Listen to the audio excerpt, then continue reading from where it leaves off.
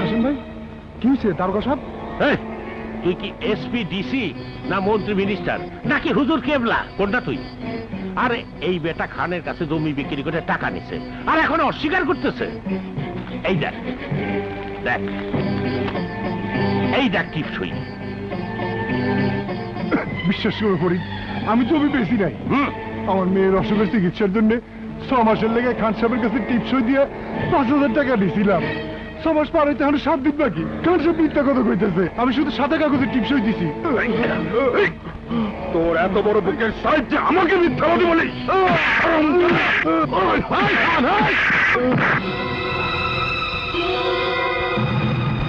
আমার ভয়ে এই এলাকার সবাই থর থর করে কাঁপে, আর তুই ফরিদা আমার গায়ে হাত তুলেছিস।